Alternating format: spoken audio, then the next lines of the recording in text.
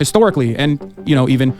Oh my God, he's quoting the groyyper memes. If I want to be on the right side of history, 99% of the time, the easiest way to do this is just to not agree with anything the United States government is telling me. Violently torture toddlers for crimes. Oh, Jesus Christ. I feel like the thing that bothers me so much, Hasan makes several crucial errors in the reporting. Okay, you read a headline and it's a bad headline, but you kind of like confirmation, right? It's like, oh, Israel, tortures kid in prison to extract confession. Okay, fine. Let's see you just report that. Wow, he tortures a kid in prison to extract confession. Fine. You've committed an epistemic flaw. You're trusting headlines, whatever. You didn't fact check. That's one thing, right? But it's not just that. It's that he reports incorrectly. He doesn't fact check any of the underlying material. And then off of his lack of fact-checking and bad reporting, he hyperbolizes. Now it's not just a 13-year-old was tortured until he confessed falsely to a crime. Now it's Israel wants to torture toddlers. Although that's really hard to say for the Gaza Strip. I don't know if that's true for Gaza. There are a lot of people in Gaza who do not like Hamas, who are not part of Hamas. Is that true? Because I don't understand why... Oh, God. This is like... I don't understand why he takes this position when, like, it's not that hard to find evidence to contradict this statement. Like, then find it. What? Oh, he's going to show it then, right? There actually is a good way to contradict this statement. There is a good way. There's one good way to contradict the statement. Let's see if Hasan knows it, okay? There is one good way. He won't know it, though, because the one good way to know why my statement might not actually be true kind of contradicts his narrative. But let's see if he's got it, okay?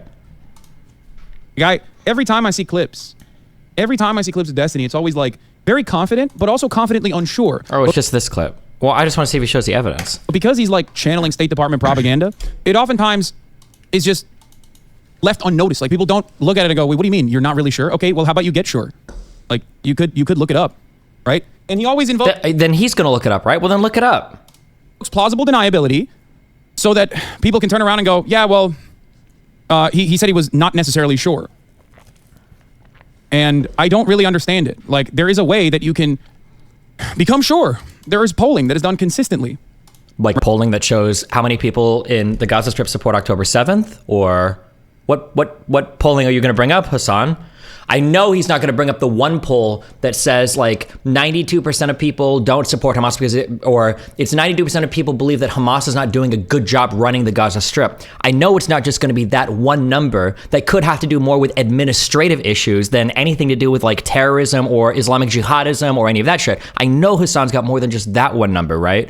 I know he's not just going to pull that number out, right? Let's see what he does. Right? You can do that. I don't know. I mean, this is like... I haven't kept up at all with what Destiny has said about this stuff, with the exception of like... Well, we can tell because you're watching like a month-old video, but... Not knowing anything, demonstrably anything about Israel or Palestine. Good one, Hasan. We can't all be JDAM experts like you. Wow, Ronald Pant, thanks for the $20. Immediately popping off with the pro-genocide sentiment and then working his way back to basically a two-state solution, as far as I understand, by reading a bunch of Wikipedia pages that gave him the self-assurance, while still simultaneously being lost on so many of the other very important... tangential, but albeit very important. He is going to show it and look it up, right? He just criticized me for not looking up and having the answer, right? He is going to show it eventually, right? After he poisons the well 50 million times. Aspects of this conflict, like who the regional leaders are, historically, and, even... Oh my God, he's quoting the groyyper memes. Well, I didn't know what, I don't know what a lot of people look like just because I haven't seen like the pictures. So like, I don't know what Assad looks like. Or I didn't know what Assad looks like compared to like Erdogan or whatever, especially when they were younger. I just don't know the pictures. But like, bro, we streamed through the 2013 Syrian refugee crisis. You don't think I know who Assad is? Like, how stupid do you have to, you don't think I know who Erdogan is? Like, it was relevant in Trump's presidency. I've talked about these things in the past, but he's just quoting now groyyper memes that he's seen on Twitter. Oh my God. In contemporary Turkish society and Syria and Israel. Oh, he did! It was! That's what he's bringing up! He's bringing up the fucking America First memes. Holy shit! It's the horseshoe. It's finished. And for me, I feel like, yeah, he comes across very confident. He's very good. He's a skilled orator. He's very good at rhetoric. And he comes across... Is he gonna show the things? Do you think? Is he gonna show the... Very confident, but like, there's not really much going on behind that confidence as far as the information goes. So he's going to show us the information, right? His confidence has not been shaken. Throughout this entire process. He's just the same level of confidence when he's talking about like how, yeah, there should be... Is it really just going to be 5 minutes of poisoning the well and doing nothing? Is that... genocide, I think, from the first day. By the way, that genocide comment was not from the first day. Nice lie, Hamas Sanabi, you terrorist supporting f***. That comment was like 2 months or 3 months. It was a whole month before anything even broke out, way before October 7th, you retard. That he popped off all the way until, I suspect now. And it shocks me in general. Okay, he's about to bring up the data now. Okay, he's coming, okay? I think I have the exact opposite problem where I am... we've seen all of this. This is the WillyMac shit. The clips we saw. Grossly aware of the lack of knowledge that I have on a particular matter. Because there's so much. Always, there's so much more to learn. So I don't have that same level of confidence. And then I think that makes people think that I am oblivious to the reality or something. Especially when someone that comes across... I'm sorry. Link the tweet. Link my tweet again. I have to watch it again. I need to watch the Hasan speculating tweet again. Link it again. I'm sorry. If I make a prediction or a speculation, it can sometimes be wrong.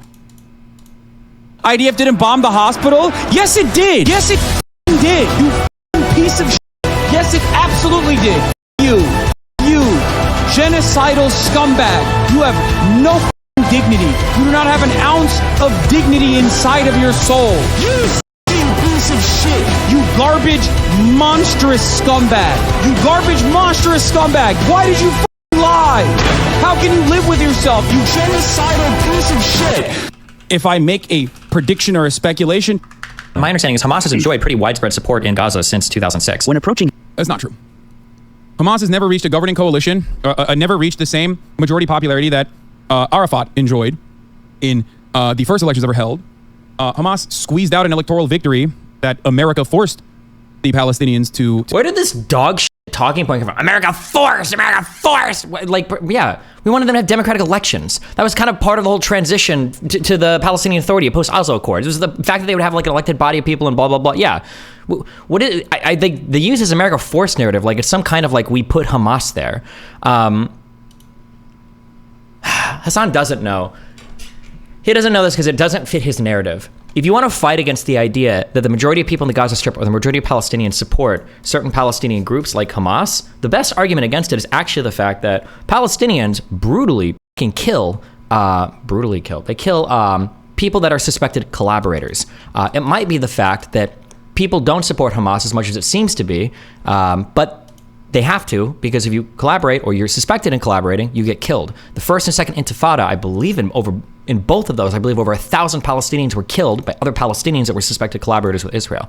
That would be one counter argument to go, well, actually, Destiny, the support isn't as widespread as it might appear, because these people are actually under immense pressure to seem like they're supporting the Hamas government. But that goes against Hasan's narrative, because then it just shows that it's not Israel or America's fault. So, yeah. To have in 2005, I'm gonna fuck my, in 2006. And then on top of that, the election itself was conducted where there were secular parties that were running against one another that split tickets. Oh no, Hasan brought up a public opinion poll. I think we've read this before. How could he possibly spin this? Is this where they advocate for continued violence, continued fighting? It'll benefit them, and that October 7th was justified? I don't remember this is the one we read. Hold on. Hamas was the anti-corruption party against the CIA-backed secular parties, for the most part, that had at this point shown the Palestinian people that trying to negotiate with Israel and also operating as a part of the Israeli security apparatus was only leading to more expansions in the West Bank. So the people demanded a different alternative. And yet that different alternative was only, what, 3% more popular? 3%. The most popularity that any Palestinian leadership has ever enjoyed was under Arafat in the beginning stages of the negotiation process. That should tell you something very important about the mindset of the Palestinian population. Okay? I'm sorry, what is... Oh. I'm so stupid. I just almost asked a really dumb question. I was like, does Hasan think Arafat was a good person? Of course he does. Obviously he does. Not only that, but also, when you look at exit polling on top of both the 2006 election and the many different polls conducted in the Palestinian population, you realize that the way people vote is not even necessarily aligned with what their interests and what their needs are. And there's no better example of this than the consistent popularity of an even two-state solution, in spite of the fact that Israel has shown that the two-state solution is simply a carrot to dangle in front of the Palestinian population as they continuously build settlements and expand in the West Bank, denying the Palestinians their right to have a contiguous state that they deserve to have. 75 years after the Nakba, the weak and conspiratorial era. He also thinks saving Kuwait from the Iraq invasion was bad? No shot, bro. Our role in the British mandate were mainly responsible for the Nakba, the split between the West Bank and Gaza Strip, not damaging development that has happened to the Palestinian people since the Nakba fought by the occupation of the West Bank and the Gaza Strip.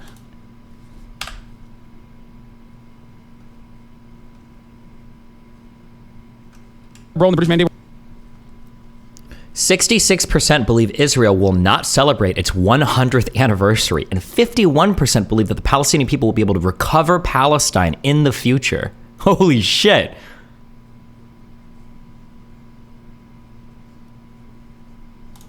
Were mainly responsible for the Nakba, the split between the West Bank and Gaza Strip, not damaging development that has happened to the Palestinian people since the Nakba fought by the occupation of the West Bank and the Gaza Strip. We're just skipping over that part? Okay, that's fine. Okay. Let me look at section 5. Wait, why are we skimming over everything? Most positive developments since the Nakba. Rise of Hamas/Islamic Jihad. The first and second intifadas. These are your two most popular. Oh, establishment of PAs here, 22%. Okay.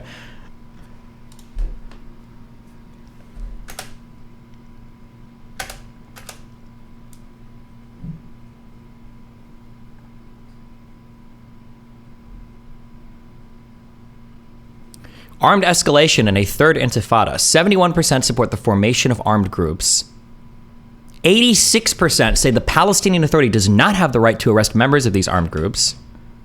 58% believe that armed groups will spread to the rest of the West Bank, and 51% expect a third intifada. Keep in mind, I believe this poll was before October 7th, right? This was before October 7th, I believe. On number 2, 41% of people in the, I don't know if this is Palestine or just the Gaza Strip, say Hamas did not participate in a rocket confrontation between the Gaza Strip and Israel. This might be referring to a specific one. Let me look at section 5.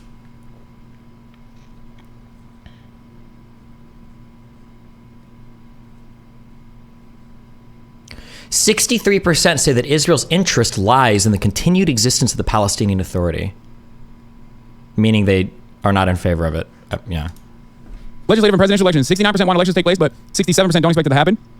In elections between President Abbas and Ismail Haniyeh wins 56%. Abbas gets 33%. Like I said, the only political entity that is less popular than Hamas for the Palestinians is literally the Palestinian Authority. It's Abbas. Why? The question to ask always is why. Okay?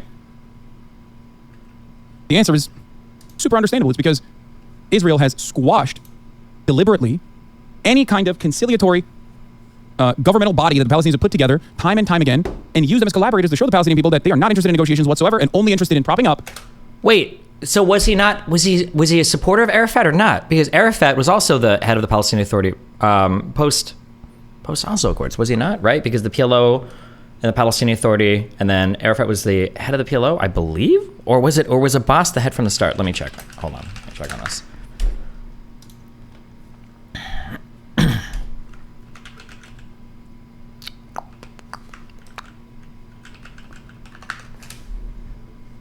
It might have been that when the Palestinian Authority was created, the first head might have been. Oh no, it wasn't. It was Arafat. Arafat was the first head of the Palestinian Authority. The chairman of the PLO, Yasser Arafat, was elected as president of the PA in a landslide victory, the general election in '96, and then after him was Abbas in 2003. So. I don't know what Hasan makes of that, but he thinks he was CIA. Okay. More militant factions so they can thwart any kind of Palestinian nation-state project. Satisfaction with Abbas stands at 17% and 80% want him to resign. In parliamentary elections, Hamas receives 34% of the popular vote and Fatah receives 31%. 31% say Hamas deserves to represent the Palestinian people and 21% say Fatah led by Abbas deserves to do that. 46% believe that Hamas's victory in the student elections in Berzeit and Al-Najah universities reflects the public attitudes of Palestinians in the West Bank. Hamas, surprisingly, or maybe unsurprisingly, is also more popular in an area where they do not have any sort of civil governance. the West Bank. Hamas is more popular. Hold on, wait. Was this supposed to contradict what I said earlier? I'm sorry. I thought this polling data was supposed to contradict what I said. Didn't I say earlier that it kind of does seem like the Palestinians support Hamas? Wasn't that the point of him looking this up? Also, remember, this is pre-October 7th. So, was he... in the West Bank than it is in Gaza. Whose interest is served by the continued existence or the collapse of the PA? 43% say that Israel's punitive measures against the PA are aimed at weakening it and not pushing it to collapse. 63% say that Israel's interest lies in the continued existence of the PA, Palestinian Authority. Half of the public say that the interest of the Palestinian people lies in the dissolution or the collapse of the Palestinian Authority. Okay?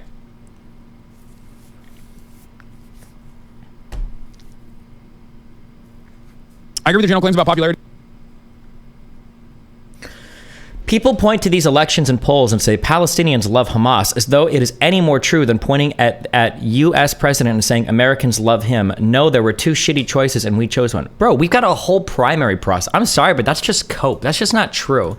You guys have you've let your brain get poisoned by this lesser of two evils thing. Bro, when you're voting on a single person, on a single man in a democracy, yeah, you're going to have to make a lot of compromises. Not everybody gets the perfect candidate. It's a country of 340 million people or whatever. Of course, you're not like everybody's going to feel like they're compromising to some extent. Welcome to democracy.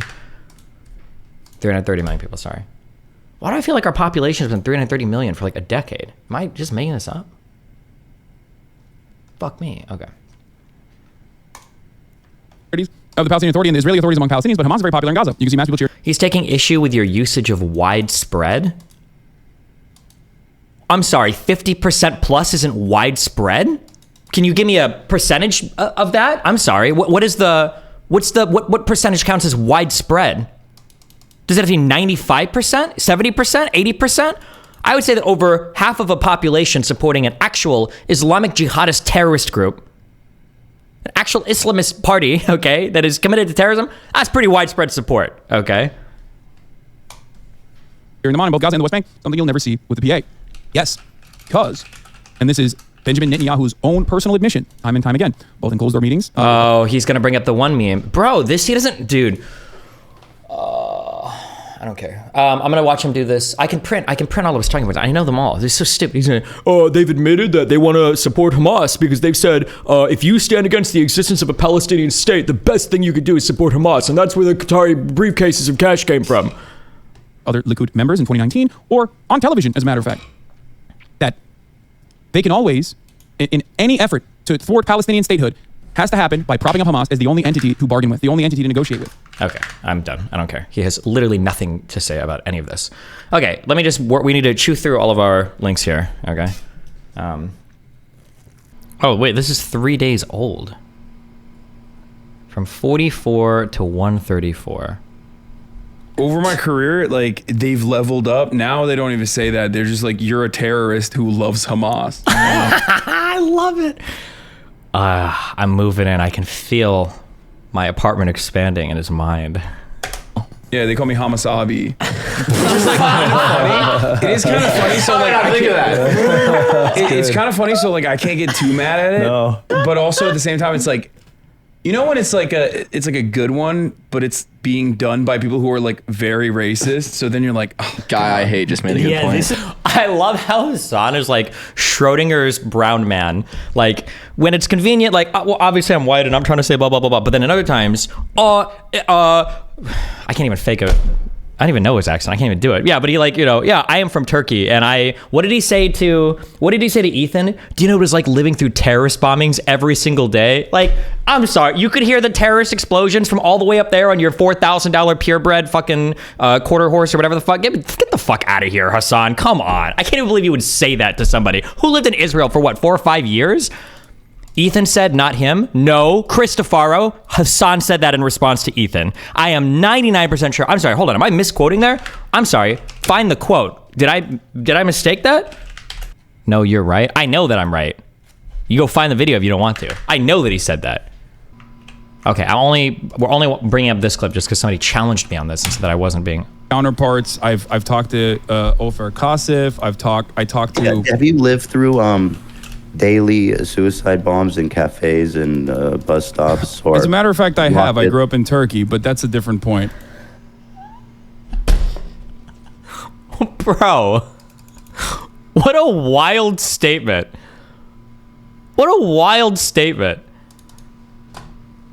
for the record, because somebody pulls it, there have been some bombings in parts of Turkey. There was a couple years where it was somewhat, I think there were like 9 or 10 of them, because the Kurdish people are pretty feisty down there, but like daily terror bombing, no. Hasan, bro, you're farming. This reminds me of when Hasan was like crying on stream when he was like, Trump is going to deport. Oh, no. Was this a post that he made on my subreddit when Hasan was saying that Trump is going to start deporting people like him? And it's like, deporting people like you? Aren't you is he going to deport every single person that's immigrated to the United States? Wait, what does that even, what? You're so far down the list of people that would be deported. I think he just started straying into insanity, so his engagement has started rapidly falling off. Hollow subscribers followers now because he's actively pushing his audience away. The Israel stuff pushed a lot of viewers away. Just look at Hasan dropping to 50. Yeah, well, okay, I don't care about this. Here's what I kind of think. This is something that I have a really hard time understanding. Okay, let's do a little social media analysis. I've kind of talked about this before. I don't have like a formal system, but I kind of like intuitively understand this, okay? You've got different values for levels of engagement for different types of viewers. So down here, we might say we've got Instagram. Down here, I might put like Instagram and Twitter, okay?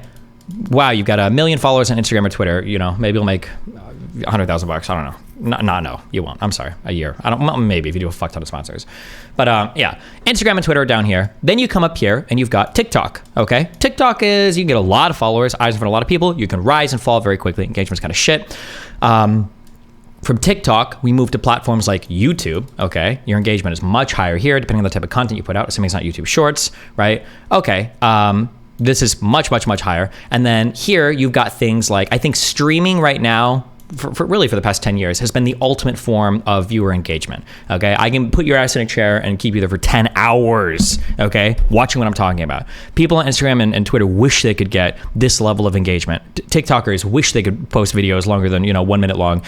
Even YouTubers struggle sometimes to post long videos, depending on the style of content they do, okay? So streaming is like the ultimate in terms of like viewer engagement. As you move through these different levels of engagement, I expect to see your audience somewhere. And I don't know sometimes, because I'll see people at these areas and then I wonder, like, where are your fans? And why don't they filter down into any of these other platforms? So here's like a question that I have for like the Second Thought guy. Second Thought has over 1 million subscribers. He's got a lot of videos that like his engagement is okay. His engagement is pretty good, I'd say. It's pretty good. 450K, 300K, 307K. He doesn't post that often. So given the frequency of his posts, his engagement should be a tad higher. But this is not bad engagement at all. Okay, 1.6 million subs, 460,000 views on a 15-minute video. It's decent. This is pretty decent. Okay. But when I look at him on like, we'll say like Twitter. Oh, wow. Wait, did he gain more followers? Okay, maybe he's got more followers. I feel like his engagement on Twitter is just so not where I would expect it to be. Like tweeting out here, for instance, that he's going to be like on a podcast or like 44 likes. I feel like I could tweet a picture of my elbow and get more than this. And I understand his followers on Twitter are lower than me, but I would expect that like the presence on YouTube is so high. Why do I feel like sometimes it's hard to find, like, where do I find Second Thought fans? Like, I see he's got some tweets that do pretty good here, but these are like you're trying to go viral tweets, right? Anthony Bourdain, and Kissinger and blah, blah, blah, blah, blah.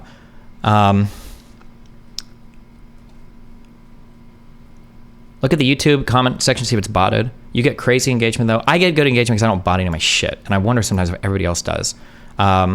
I will say when I was looking through some tweets earlier though, I thought his engagement was a lot worse than this. This engagement actually isn't that bad. Given he's got like 65,000 followers, 600 likes on here, it's not that bad. But I would expect him to have more followers. I will say I also ran into this issue with, do you remember the no bullshit?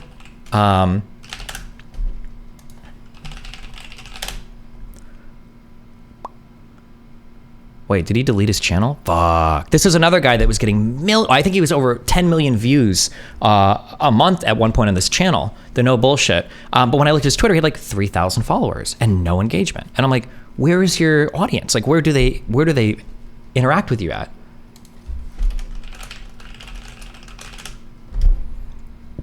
I don't know. And then I wonder for that guy, especially since that JT dude is such a fucking fasci apologist.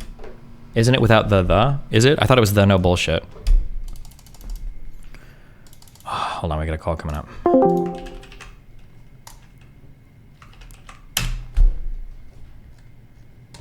Oh my God, this channel. Wait, did I dramatically overshoot that? No, I thought he was getting over millions of views at one point. Or, well, we interacted with this guy a long time ago, so maybe it wasn't tracking the metrics then. Guys, I have so many assignments to do today. You don't understand. Oh, sure, but like, I feel like this is a little bit different. The type of community engagement is different because, like, so I'm not saying anything is good or bad or better or worse, or like, I'm just saying there's different types. So this guy says he makes videos every so often about obscure historical or scientific things. That doesn't seem to me like something that blends as well with like social media engagement, like politics does, right? So it wouldn't surprise me if this guy just doesn't really have much, because what is this guy going to tweet about unless he's like, what is he tweeting about that I'm going to be like heavily engaged on?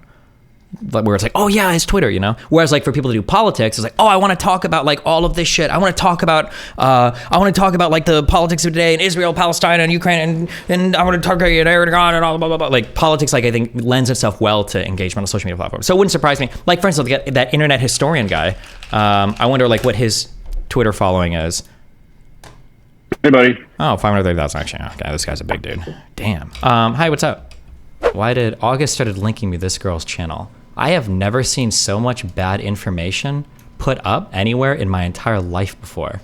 This girl's channel, I tried to click it on my other monitor and it wouldn't load, my other computer, and I realized because she has me blocked on. I didn't talk to this person, right? I talked to somebody different, right? I have never in my life, like every single thing she says is like so wrong.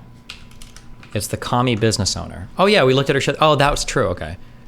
What was it? Hold on, I don't even know what this video was about. Why did this trigger me?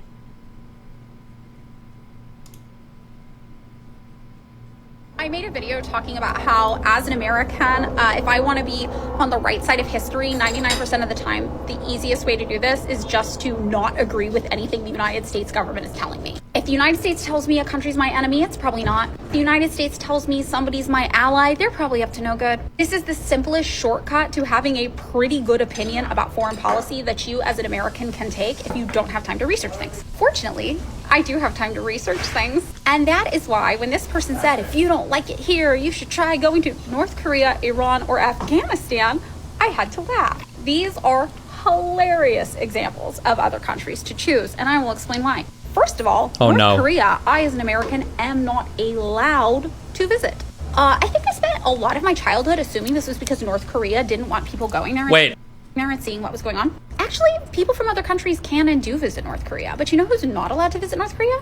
Americans. And it's not because North Korea won't allow us, it is because our own government will not allow us. Instead, they are content to make sure anything we think we know about the region comes from one source, primarily Radio Free Asia, a fake news source started by the CIA with the expressed goal of being anti-communist propaganda. Any weird story you've heard about North Korea, like that everybody there has to get the same haircuts? Yeah, that probably came from Radio Free Asia, which to this day is funded entirely by the United States government.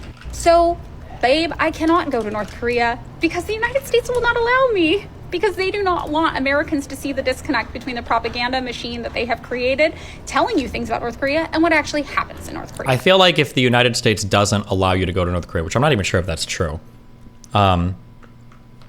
it's probably because we just don't want you getting abducted and then have to play some weird international game while they torture you and kill you. What was it? Was it an American kid or a Canadian kid? Wasn't it a Canadian kid that North Koreans said escaped from a tourist group and tried to steal a poster? And then eventually they had him in front of a court and the kid admitted that he was, that the CIA had sent him into North Korea to undermine the government and destroy, was he American? Hold on. This story is unbelievable. The one that came back with mental issues and died? I mean, if you say mental issues, by that if you mean in a vegetative state. North Korean state-run Korean Central News Agency initially announced that Warmbier had been detained for a hostile act against the state. Without specifying further details, North Korea refused to elaborate on the precise nature of his wrongdoing for 6 weeks, although a young pioneer spokeswoman advised Reuters that there had been an incident at the Yangakdo Hotel. In a press conference on February 29, 2016, Warmbier, reading from a prepared statement, confessed that he had attempted to steal a propaganda poster from a restricted staff-only area on the second floor of the Yangakdo Hotel to take home. The poster said in Korean, "Let's arm ourselves strongly with Kim Jong-il's patriotism. Damaging or stealing such items with the name or image of a North Korean leader is considered a serious crime by the North Korean government." It's not known whether or not the confession was forced, as Warmbier never regained consciousness after his return to the U.S. However, various observers said that he was clearly under duress. Former prisoners in North Korea have later recanted their confessions after the release, stating they were made under duress. Warmbier's confession also stated that he had plotted to steal the poster at the behest of a Methodist church in his hometown and the Z Society, a secret society at the University of Virginia that he wished to join, both of which he said were allied with the Central Intelligence Agency. These claims, which Time magazine, are you leaving? Love you. Called fanciful and implausible, were disputed by both the church and the Z Society. The New York Times remarked that the unlikely nature of the details suggests the script had been written by Mr. Warmbier's North Korean interrogators. U.S. negotiator Mickey Bergman later stated that Warmbier's family were advised to maintain silence about his Jewish heritage while he was under arrest, as negotiators believed that publicly repudiating Warmbier's purported affiliation with the Methodist Church would antagonize the North Korean regime. I think isn't there a public record of these statements? Like, didn't he do these on TV?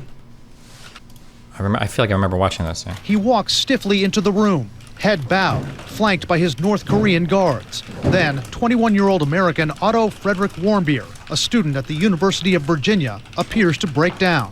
I entirely beg you, people and government of the DPR Korea, for your forgiveness. Please, I have made the worst mistake of my life. Warmbier reads a statement saying he committed a crime in the eyes of North Korea, taking down a pro-regime political banner from the staff area of a hotel. Please, act to save me. Please, think of my family. CNN cannot verify if Warmbier was forced to read from a script, but Kim Jong-un's regime has made others do the same. I think he's under great duress. He knows what's transpired in the past with other Americans who have been held for significant periods of time. To get both sides here, some people are going to say North Korea released a video of him stealing the poster, which is true. There is a video of somebody taking a poster down on the wall. Now, did that really happen? Did he take it? Did North Korea make him act and take it? Did they do somebody else and you can't tell? Maybe it was actually him and he did it and, find out. I mean, there's no way for us to ever know. Obviously, it's North Korea, so. He has no one to seek counsel to. Warmbier was on an organized tour when he was detained by the North Koreans on January 2nd. North Korean officials say he was encouraged to steal the banner by a Methodist church in his native Ohio and by the Z Society. I will say this. Somebody in chat said they likely poisoned him before he came back to make him brain dead. They're very good with poison. I read about this a long time ago, so I could be incorrect. But my understanding is that the autopsy showed that everything about his death was consistent with developing severe botulism and dying. That I believe that, I love you, be careful. I believe that the people that did the autopsies and everything relating to it strongly believe that. Now, is that the case? I don't know. Did they poison it with botulism or something? Maybe, I'm not sure, but botulism is a poison. Is that normally used as a poison?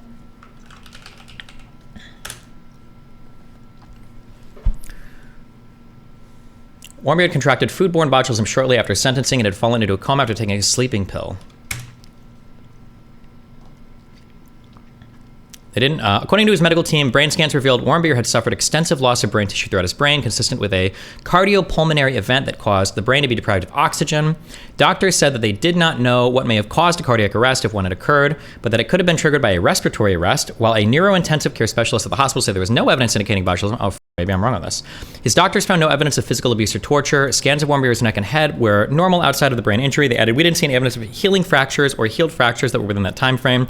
We believe that for someone who had been bedridden for more than a year, that his body was in excellent condition, and that his skin was in excellent condition.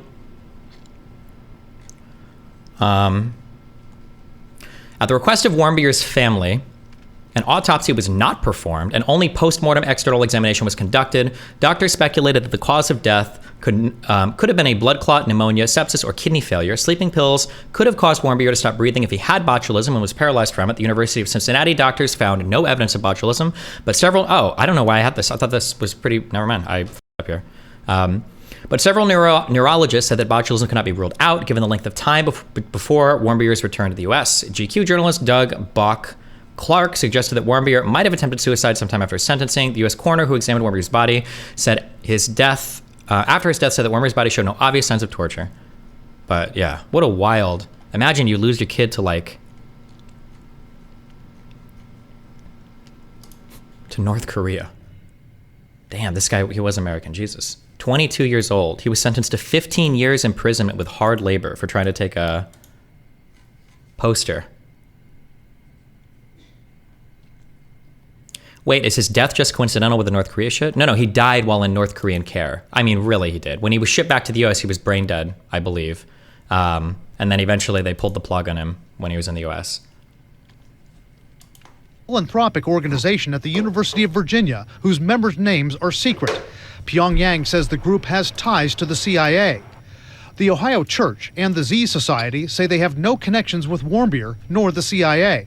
The tour operator, Young Pioneer Tours, hasn't commented on Warmbier's strange news conference. Other tour operators tell CNN they pound the message home to their American clients. Don't do anything to provoke the North Koreans, such as taking pictures of soldiers. Don't take a picture with your hands in your pocket. Before we enter any museum, there is typically a mural of the leadership of the countries, and tourists are expected to give it a brief bow on their way in. Warmbier is being held at a time of high tension with Kim Jong-un's regime, following his nuclear and rocket tests, leading some to ask if tonight this student is also a pawn. They're using this now to sort of get on the front pages, to open themselves up to a dialogue not with respect to the nuclear or missile programs and the sanctions that are being applied to North Korea, but now to a humanitarian issue. This is in their interest to change the subject. And while Kim's for anything he might have done... Jesus. I'm going to play Professor Willy, and I'm going to test Hasan to see if he's improved on any of the things I've criticized him for. It's only 3 questions. Does he react to content fairly now? Has he covered news stories accurately? And has he become a little bit more self-aware? People were originally angry with me that I didn't use enough new examples of Hasan getting up while the video was still playing. Well, to the surprise of only Hasan fans, he has done this every single day since my video has come out. Not once did he pause the video when he left. He always unpauses. Excuse me, just like XQC, I'm sure Hasan gets permission from all these people in advance. I'm sure he pays them too, okay? He gave them the means of their production, okay? He sent them all a mouse. His own fans are making fun of him, saying chair camp, calling everyone a horrible person who calls him out for it. Chair camp, I love seeing chair. There's gonna be a lot of like weird trolls that come in here today and just like repeat stuff that I've said as though it's an own, because they're just objectively bad people in general. Failed, but I'm sure he'll... Did you get permission from Turkey Tom? No, I steal that motherfucker shit, and I will. DMCA me, bitch. We'll fight in court about it. Isn't he Canadian? We'll get the ICC up in here, okay? We'll do some real international law. Let's fight, Turkey, okay? Hey, the cannons are open.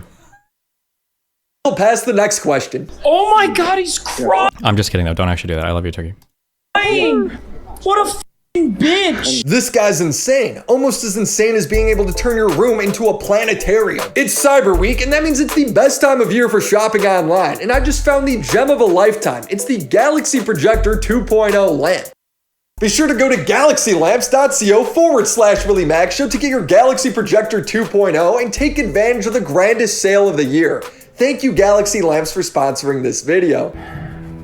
I've uploaded 2 other videos covering this in detail if you want to catch up. Point is, he's done it again. He couldn't go 1 week without misreporting a story. On Twitter, who saw it? Video went viral, 8 million views, showing a Palestinian kid get yelled at by Israeli police. The tweet was captioned, Ahmad was kidnapped 8 years ago when he was only 13 years old. This leaked video shows Israeli officers interrogating him. This is how Israelis treat Palestinian children. Israel kidnapped over 880 Palestinian children in 2023 only. Hasan would immediately quote tweet this saying, indefensible monsters, getting another 5 million views and over 75,000 likes. Now Hasan just made it seem like Israel kidnapped this kid for no reason. They're monsters. But if you just take 2 seconds and Google his name, you'll see that he was running around holding knives with his 15-year-old cousin. His cousin stabbed a 13-year-old Israeli boy and another 21-year-old before getting shot by a dude he also tried to stab. The boy in the video was then stopped after getting hit by a car. That is not the same as this kid getting kidnapped by the IDF. Shit. He was arrested and convicted for attempted murder. He's on video doing it. Hasan doesn't care to add any of that crucial context because the truth does not matter to him. May I remind you, this is the same guy who says he does a better job at reporting than most news outlets. I am not held up by the same journalistic standards, even though I think I do a much better job than most other news outlets in general. I responded to him with, amazing journalism, Hasan. And his response to me is exactly what I've been criticizing him for. He demonizes me, moves the goalpost, and then continues to get the story wrong. You think it's okay to torture and extract a confession out of a 13-year-old? You depraved freak? He's making it sound like I love torturing kids. Jesus. The torture Hasan is referring to is the cops threatening and insulting the kid during the interrogation. It's in his own linked source. As for the extracted confession, again, he did do it. It's on camera. Hasan continues, do you know anything about this case? He was run over by a car before this. No, he was run over by a car after he was an accomplice in stabbing 2 people. You don't know anything about this case. He then says his 15-year-old cousin who stabbed 2 people was shot dead on the spot. But again, if you just watch the video, the 15-year-old ran at and tried to stab a 3rd person who then shot him. I would show you the video, but YouTube won't allow it. It is easy enough to Google for yourself. Not a single sentence of this tweet was right. Hasan would then go on stream and rewrite history, framing everyone as toddler murderers. What's important here is to understand that the position that they're taking is to violently torture toddlers for crimes. Oh, Jesus Christ. Where are we at here? Like, what do we, like, what we need to understand is what Israel is all about is raping fetuses in the womb, guys. Like, bro, can we have some kind of measured, like, actual factual analysis or response? Jesus Christ, it doesn't have to be, like, the literal worst thing ever for every single possible thing. Christ. That they are either suspected of doing or sometimes openly not even convicted of doing. This guy is talking about Ahmed, who is convicted and guilty on every level. But if you believe that objective truth, you're a toddler murderer. Your expectation should not be that, like, these are perfect victims. Your expectation should be to abide by at least some standards that show a semblance of morality when incarcerating a fucking 13-year-old. Okay? In that situation, the 13-year-old with the knife is not the animal. The whole ass adult and the entire structure that imprisoned him. Wait, what is he saying? Bro, what? And placed him in solitary confinement and broke him and developed where he developed schizophrenia. That is the animalistic, barbaric structure. I'm sorry, can I get a link to the locked in solitary confinement makes you develop schizophrenia when you're 13 years old link? Can I what is the source on that?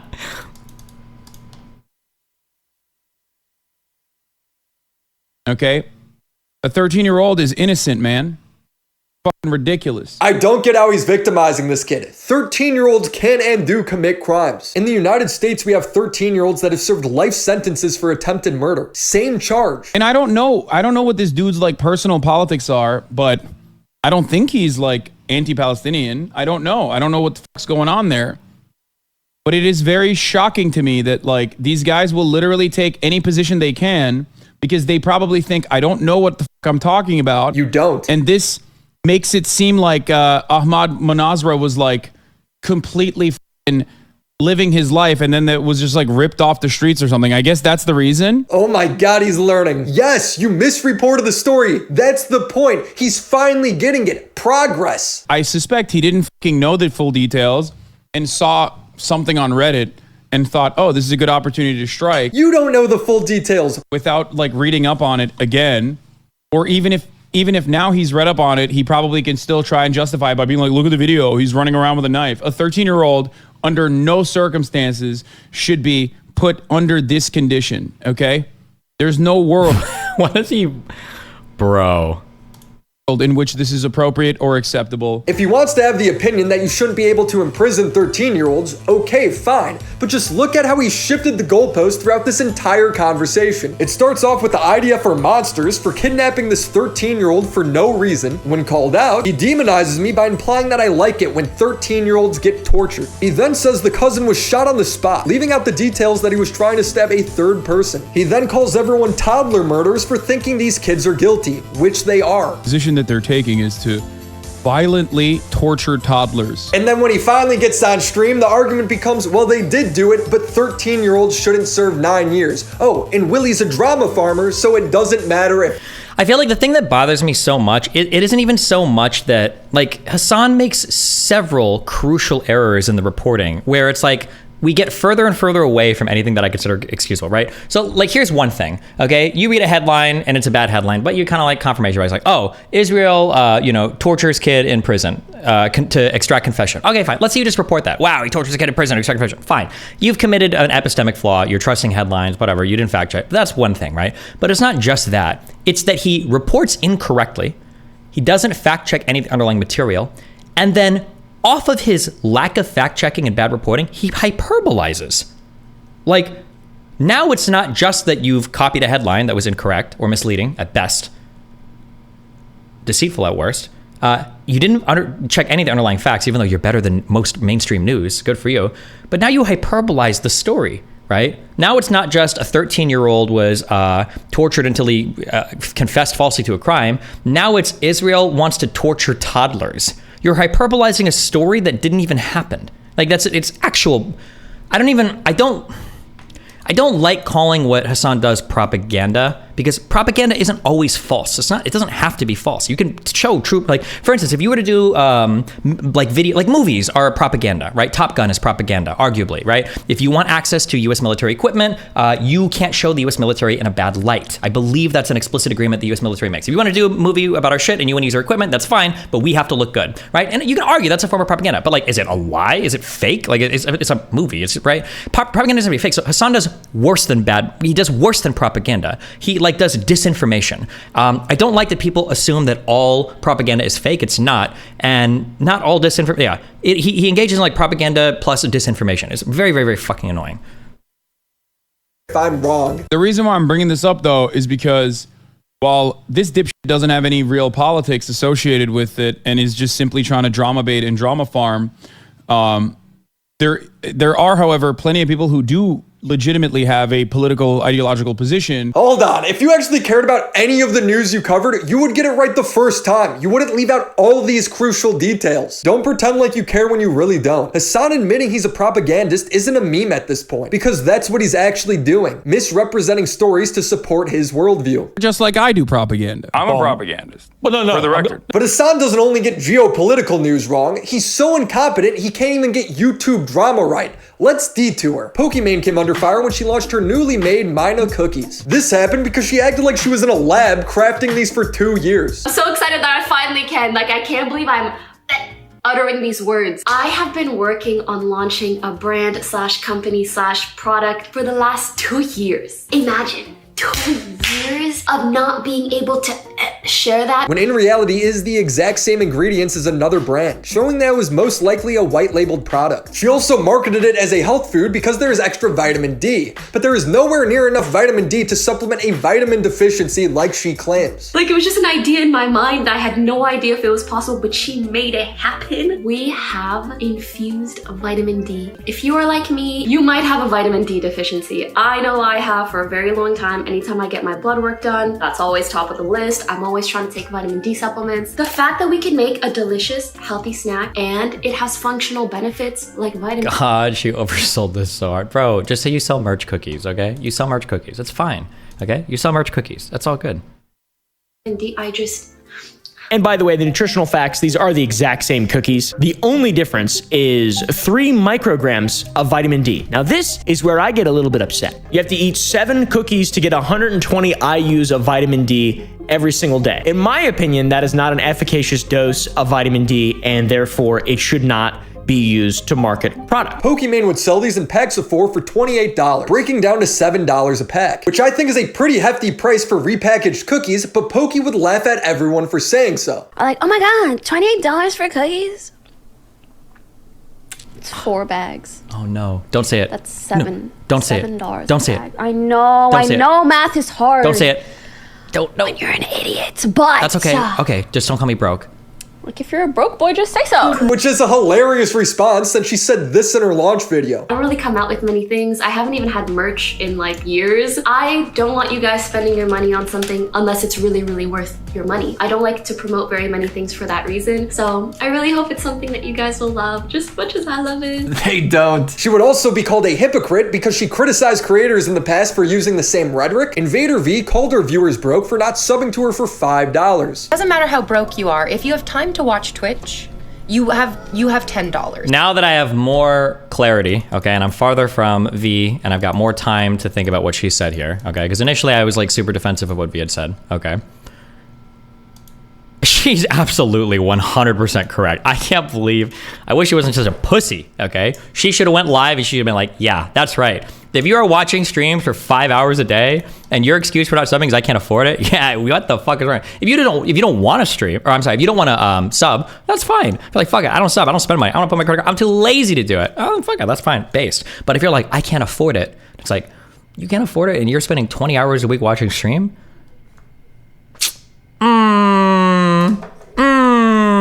Pass for using the same rhetoric, Invader V called her viewers broke for not subbing to her for $5. Doesn't matter how broke you are. If you have time to watch Twitch, you have $10, truly.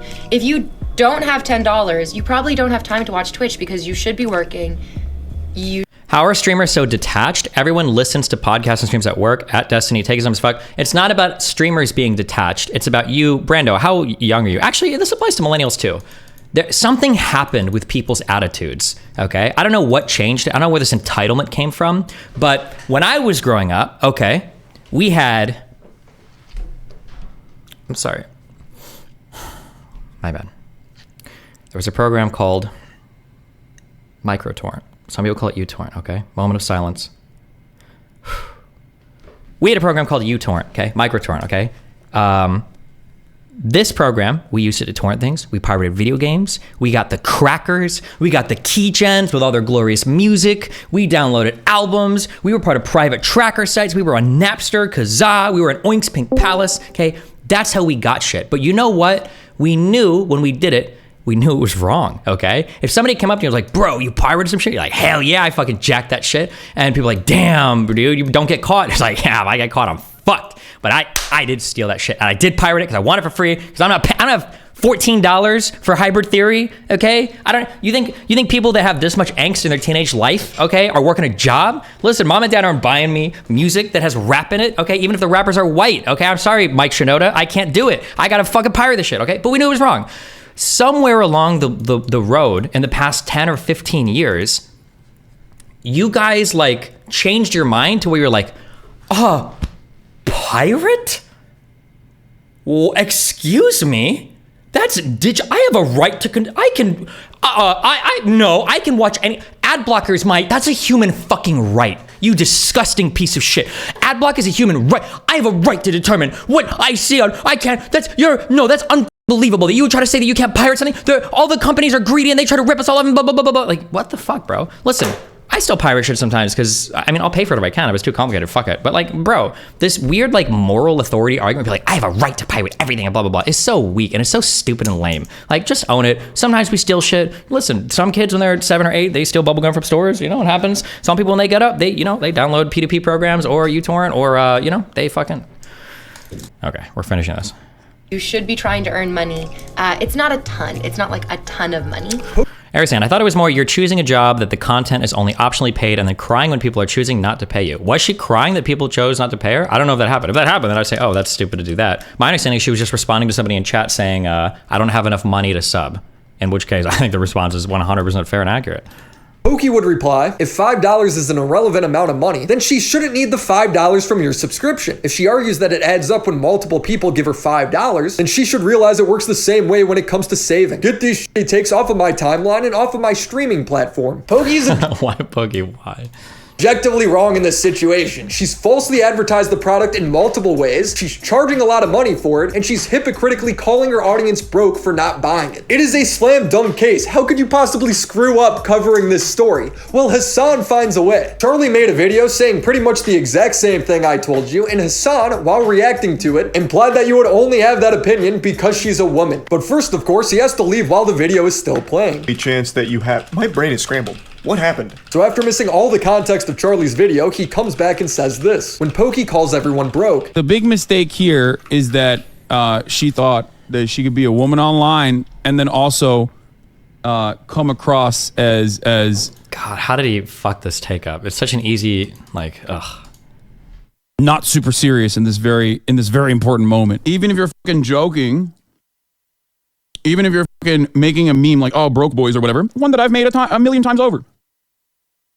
Tensions are high. People are looking for drama. They're going to fucking cut this as though you are 100% genuine and you're going, yeah, you're poor shaming. She's not joking. She's unironically mad that people have a problem with the price tag. If you watch the full context of her stream, it's clear she's not joking, but it's Hasan. Zero research Hasan. Just makes things up. This is literally a core joke to XQC's entire platform. Exactly. Here's who's doing it. Pokemon. She's not allowed to do it. I'm gonna get mad now. The other thing about how unhinged haters are in this case is how I doubt that the deep dive into cookies would have been even happening if it was a different content creator doing it. No, exactly. That's the point. Bro, people deep dive into shit that content creators promote and do everything like all the fucking time. Why would Hasan even say that? Didn't people were like looking up like his house and like what do you mean? People do this. Why would he say that? And especially when you're a huge content creator. What? If you're promoting like a new product or good or service or blah, like, come on, of course people are digging through everything, obviously.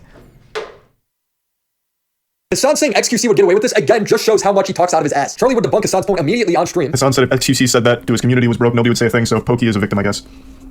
Did Hasan really say that? Because every time XQC brings up money, Twitter eats him alive the same way, if not worse than Pokey. Charlie's 100% right here. XQC gets grilled constantly for bringing up money. It's ridiculous to imply sexism is at play when it comes to Pokey. Hasan's ignorance on this topic can be summed up with one clip. I think this whole look, her own community has brought up valid concerns about the cookie gate and the cookie prices, and she's yelling at them is silly. That's not what happened. Then what happened? I don't even know what happened, but I know that's not what happened. Cool. On the ground journalist Hasan Piker at work. That is like the quintessential Hasan quote. Jesus. This is the same criticism I brought up to Hasan in our debate. You know, watching my videos is the same level of reporting that you give Israel and Gaza. It's the same level of reporting that you give Ukraine. I'm gonna be honest with you. If you think you're revealing how stupid you are by claiming that watching a fucking YouTube video is the same as like reading news reports and talking to on the ground journalists and forensic analysts. Can I ask a question on this? And I'm legitimately, I'm not trying to be a hater. I'm really curious. So I know Hasan doesn't do like long form like research or whatever, but I'm so curious. I would ask the same for Vosh too, because I know I've got some mutual. Oof, damn, he really can't. Is he really having trouble climbing past 20,000 today or these days? Are there ever streams where Hasan or Vosh are like reading articles, even just news articles? It doesn't even have to be like research or whatever, but I'm just curious. Do these people have streams where they're reading articles? Can somebody like link me a clip? I'm just curious, like, and not just like the first paragraph, not the headline, but like just like clicking an article and like reading the whole thing. I would be so curious to see that.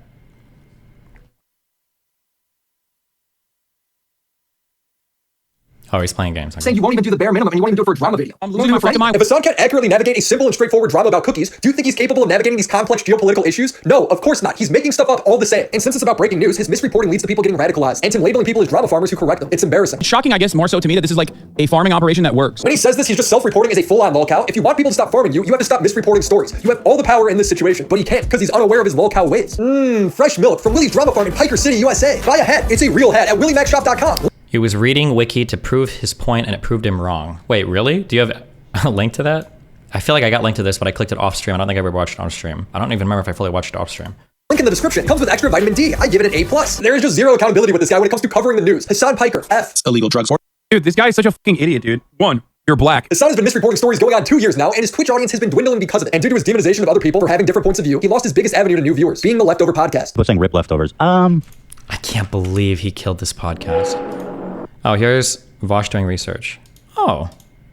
In 1896, it was called. Oh, Burkina Faso. We know this. This is the big one above the Ivory Coast, above Togo and Benin, I think, right? Our maps. By the French as part of French West Africa. Well, that's in good. 1958, Upper Volta became a self-governing colony within the French community. I didn't know this. So he does read this shit. This was a year ago? Yeah, but that's still good. I didn't know he read anything at all. In 1980, really last coup d'etat took place in Burkina Faso. The third interim president power in his own Le Monsen, rapidly. That's cool. Wow. All right. Became president and ruled the country. Faso had operated to Condogo, stop with a GDP missionary business. Oh, and he's like going into it and everything. Energy, just revolutionary states, you know? So I'm willing to bet that I'm guessing teenagers have flown to Cuba. I'm hoping he's Colonel Sai Zerbo overthrew La Mizana in Good job. Good for you, Vaush. If only you did that with Israel. Yeah, probably. The whole fucking thing was such a disappointing, horrible experience, how it ended. I just know the stuff that people were saying about me was just bananas. Yeah, I don't know. Not worth it. What is this? Fuck people live. Like, for example, during the Great March of Return in 2018, there was a guy who became a symbol for Palestinian emancipation. He's a shirtless guy. You've probably seen this photo before. The shirtless dude with the fucking Palestinian flag in one hand while he was throwing with the slingshot on the other. Now, he was wounded originally, and then they shot and killed him. Like, I think a year later. Like, they hold grudges. Ayat Abu Amro. They deliberately fucking targeted him after his figure became popular. Here it is. Ayat Abu Amro, born 1999, is a Palestinian man from Zaytun, Gaza. The photo of him hurling a rock during the Great March of Return protest against the Israeli blockade was taken by photojournalist Mustafa Hassona. Wait, didn't they kill the journalist? I thought he was reportedly shot in the leg by an Israeli sniper in November 2018 while participating in a demonstration of Just Future for Palestine flotilla. He was seen as being carried away on a stretcher by medics while holding a Palestinian flag, making a sign of peace. Wait, why doesn't this Wikipedia page mention it? I thought they both were killed. Mustafa Hassona, the photographer, received numerous awards with the Photo Picture of the Year award. No, journalist is still alive. Saw him a few days ago. Became popular. Here it is. They hold grudges. Ayat Abu Amro. Wait, what was he? What was they deliberately fucking targeted him after his figure became popular. They deliberately targeted him after he became popular. They sniped at him. Mustafa Hassona, the photographer, received numerous awards with the Photo Picture of the Year award. No, journalists still. I don't think it's fair to judge intelligence of one thing against someone else's ignorance of another. Someone can be great at math, gifted even, but they suck at spelling. That shouldn't discredit the journal intelligence. Oh, sure. I'm not like, I wasn't saying, I think in general, I think he is intelligent, but there's like, it just seems like it's so hard for me to find really educated people that when they start talking, I'm like, oh, this person is like read shit and understands it. Like, I'll bring this person up forever and ever. Joanne is an example of that, the Silly Serious. When she comes on, right, it's not just like she gives me one quote from like a feminist author where it's like, oh, well, you know, Margaret Sanger said this, or, you know, Blanchard said this, or whatever, or whoever the fuck, I don't even know, right? She'll be like, hey, in this person's book, she talks about this and this, and these are the concepts she applies here, and like, this is how she understood this thing. It's like, oh, you've read this book, you've assimilated the knowledge, and now you're utilizing it for a conversation. I appreciate that, right? As opposed to, I feel like when I listen to Richard Spencer talk about like political philosophy even, and maybe I just haven't dug deep enough into these conversations, I feel like he just like uses a quote from a author, like even quotes that I've heard before, and it's like, okay, well, that's kind of like, it's not like the best engagement with the author, but I don't know, maybe who knows. Well, I saw him a few days ago. I thought that they killed this dude. Supposedly was shot in the leg. No, I know that. Look. This is really funny. Where is it? The Independent. Stop romanticizing that viral image of a Palestinian protester. It's not a poetic moment. Oh, no. Now famous photographs, palpable kinetic energy, visual dynamism lies one of the most desperate human rights. Okay, never mind. This guy's actually pro-Palestinian. I thought he was going to fucking say, I thought he was going to say, like, no, he's alive. Ayat is alive in a recent interview. He's alive as of 2019 at least. No, he is alive. They shot him in the head a year later, but he survived. I thought they fucking killed him. Like, I thought they deliberately targeted him and killed him. Where am I fucking getting this from? Maybe they... Ayat 20 had been a regular at the Great March of Return protest. He remembers watching Al Jazeera with his father, Jamal Sadi Abu Amro. I know they shot him at that time. He's been hit several times with tear gas grenades. They shot him in the leg, obviously, during the protest, specifically with a butterfly bullet, which is a type of munitions that Israel uses in their small arms that open up on impact. It's specifically to fucking maim. It's specifically to maim people. The bullet caused severe damage to his knee and other bones in his leg, leaving him unable to move his toes and need constant pain medication. It forced him to stop going to the protest. It forced him to stop going to the gym. Okay. He's missed the protest. Bahu was convinced that I was deliberately targeted after the photo went viral. I guess it's because he was targeted and shot in the leg after the photo went viral. That's why. Well, what was the event where this happened? Was a sniper just walking around in Gaza or the West Bank, or where was it even shot at? Like, what was he shot at? What? But I think he was shot the same day. I thought he was shot the day that he was. I thought he was shot the day that he was like photographed, and then he was shot. Israel also has. Okay, whatever. Don't care. Okay, don't care about that. Going to keep dropping, and he's so desperate that he's resorting to criticizing his. Wait, what? It's just not worth it. He's now had so many streamers and YouTubers laugh at his poor coverage that his number is only going to keep dropping, and he's so desperate that. Wait, what was that a source of? Is Hasan losing subs somewhere? Those were listed in the hundreds, so that has to be a smaller account. No, not worth it. It's just not worth it. He's now had so many streamers and YouTubers laugh at his poor coverage that his. What is this? What is this sourcing? 2 million views? Is this like his Twitter or Twitch followers or something? Or what social media are we referencing here? His Twitch channel? Let's see. Social Blade, Twitch, Hasanabi? Wait, no shot. Wait, is this even the correct channel? 2 million followers, it is. Oh, geez, he's actually like losing followers and shit off this. Oh, interesting. I did not know that. Yikes. Okay. number is only going to keep dropping. And he's so desperate that he's resorting to criticizing his competitors for not jumping to conclusions. Every time I see clips of Destiny, it's always like very confident, but also confidently unsure. But because he's like channeling State Department propaganda, it oftentimes is just left unnoticed. Like people don't look at it and go, wait, what do you mean? You're not really sure? Okay, well, how about you get sure? Bro, I wish you were more unsure. The problem is you are way too sure. Hasan is so painfully unaware that he does this. I think I have the exact opposite problem where I am grossly aware of the lack of knowledge that I have on a particular matter because there's so much. Always, there's so much more to learn. So I don't have that same level of confidence. IDF didn't bomb the hospital? Yes, it did! Yes, it did! Attack on U.S. consulate in Iran happening now? False flag. 100%. MEK, false flag. When I say MEK, I just mean CIA. I said MEK, but I mean CIA. Yes, you do have that same ignorant level of confidence. That's why you're always getting called out for being wrong. Saying, I don't know, I need to look into it first is a commendable trait, and people like Hasan should adopt that. Failed, 0% self-awareness, 0% on the test. Hasan is not going to change, and I don't expect him to, but I do think there's value in pointing out how frequently he gets stuff wrong. He couldn't go a week. He couldn't cover cookies. That being said, I'm moving on from Hasan. I'm sick of covering his fake news and his fake laugh. I just want to make videos on something fresher, at least until he screws up the next major geopolitical issue. I will be talking to Destiny at some point on history and just trying to wrap up some odds and ends that didn't make it in my videos. Until then, subscribe to the channel and be sure to check out Galaxy Lamps. Also, shout out to the homies over on Patreon. Phoebes, Crimson Glass, Riveter, Christina Vina, Mac Monkey, Drink Kobex, Bo Blacks, Necro Valley, Stefan Billman, Friday 13, Abby Blackburn, Eddie Bizzle, Tiz McFitz, Christopher H, VCCS22, first name, last name, and the mega homies, Reynolds Hughes Helson, IGP, or Taxi, Latchkey Goth Boy, Cyber Katie, Lori Loaded, Papa Gut, Kaden Lulu, Luis G, XO Irish XO, BA Subway, TV Anthology Reviews, Hawk and Low, Joshua J, and Zero Phonic. Can you imagine video premiering iDubbbz channel, content cop Hasan? The video starts with him back turned to the camera, somebody cutting his hair. He spins around. He puts on the iconic old glasses. Sam Hyde enters the frame next to him, and it's a 1 hour content cop on Hasanabi. Oh, and the old iDubbbz comes back. Just kidding. Yes, we are obsessed. All right, fuck it. One more video. Oh, this lady. Yeah, this is just, we'll just go over this real quick. But like, just, this person is just, I watched some part of her thing where she talks about like, oh, like, if you've got a credit card with only 8% interest, you should invest that money before paying off the credit card. And it's like, what credit card do you have that with 8% interest? What is this person even, I feel like, I don't even know. This channel is wild. I think this is this Israel-Palestine shit? I swear, guys, we're going to move on to South America soon, okay?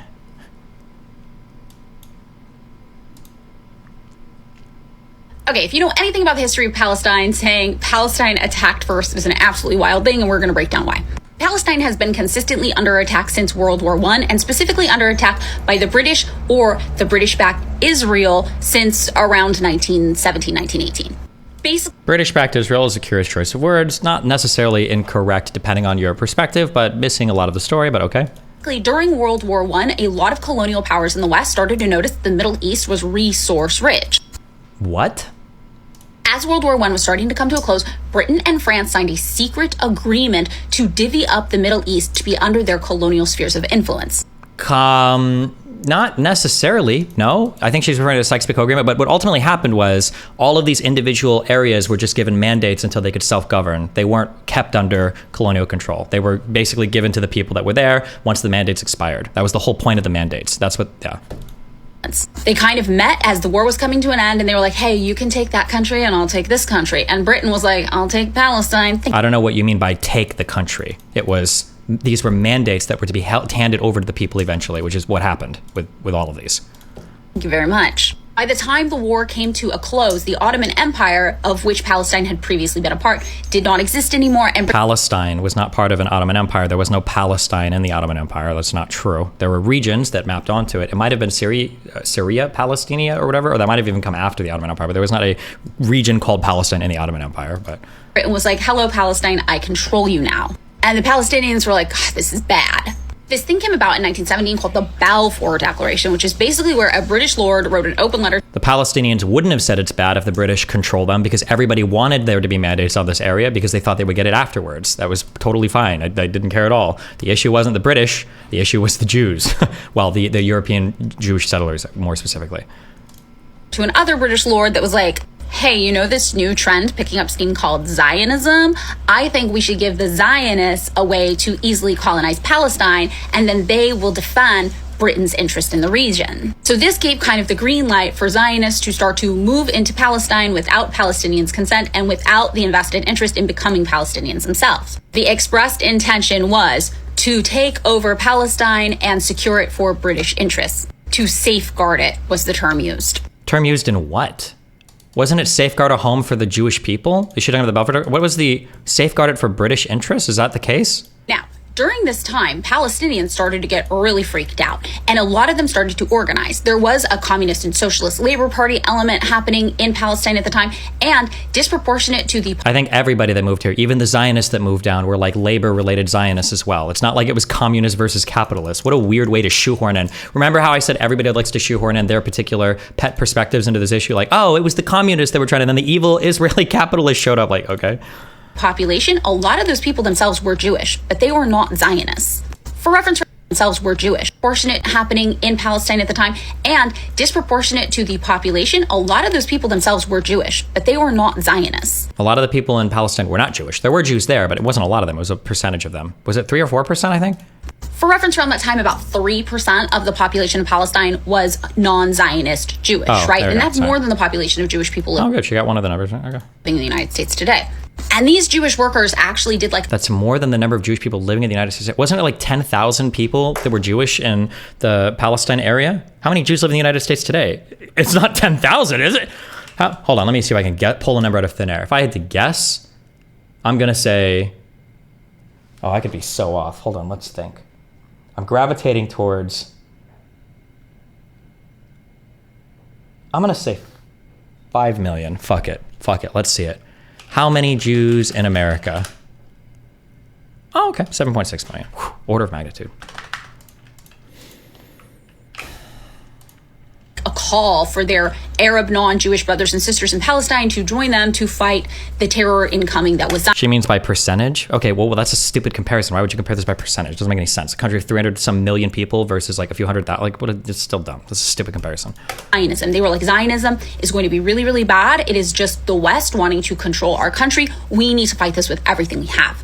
By 1923, this thing called the British Mandate comes about, which basically takes that Balfour Declaration and formalizes it, along with some other things, saying, yeah, Britain is totally in control of power. That's not what the mandates were for, and it wasn't to formalize the Balfour Declaration, although they did use it as a chance to implement their promises for the Balfour Declaration. But again, the mandates, I don't think were seen as bad things by all of the Arabs in the Middle East. The mandates were the temporary things that were going to be there until they could take control of those countries, which is what happened for all of them. Palestine now. Do whatever you want. And Britain is like, ha ha ha, lovely. And they start facilitating a lot of Zionist colonization of the region. And the Zionists who are colonizing, it is not going great. It is violent, it is bloody, and it is bad. People are driven from their home. Violent on who? It's violent on all sides here. It's not just the Jews that are being violent, it's everybody.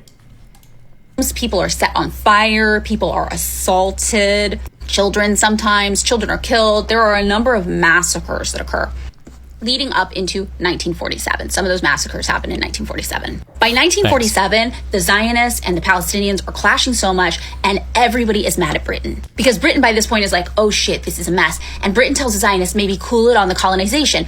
And the Zionists are like, literally, this is what you promised us. So now the Palestinians hate Britain for... Notice how her own story doesn't even fit the narrative she gave in the beginning. Why would the British people say, cool it? I thought you said the whole point was the British wanted the Jews there to guard their interests, and they wanted the resource-rich areas of fucking Palestine, I guess, right? We all know Israel, world-renowned for their oil exports.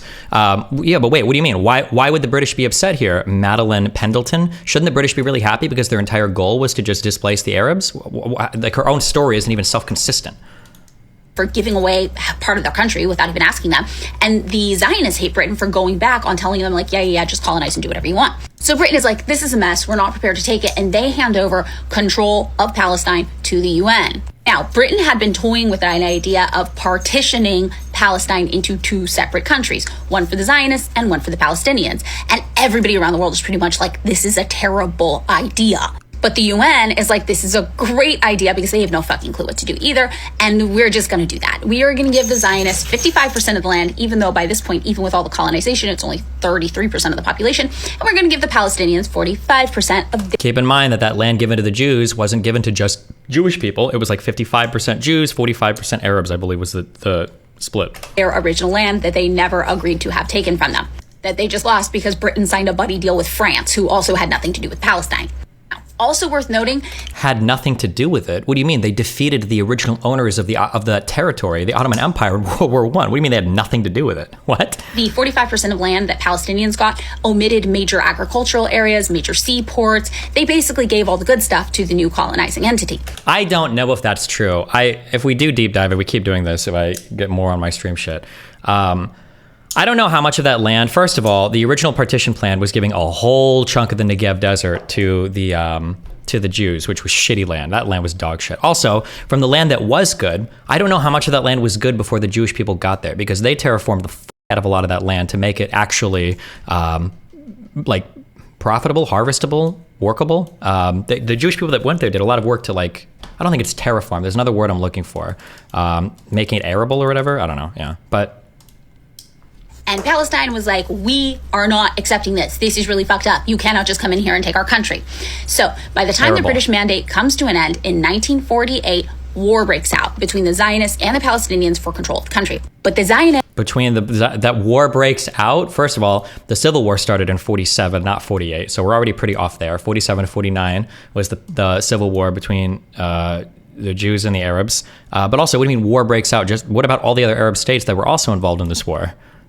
It wasn't just between the Palestinians and the Israelis. Like, are like really good at fighting. Like they have war Zionists are like really good at fighting. Like they have war experience, and the Palestinians don't really, right? It's just people who don't want to lose their homes. So the Zionists win this. That's kind of true. Battle against the Palestinians pretty quickly, and like within one day are like, we're declaring the new state. Officially, the state is Israel. This is when people say this thing called the Nakba officially happened, but truth is the Nakba had been occurring a few years before that. However, May 14th, 1948, May 15th, 1948 actually is what we consider Nakba Day now, and that is the day that commemorates 750,000 Palestinian people, civilians, being forced from their home. 15,000 in total were also massacred, civilians, including children.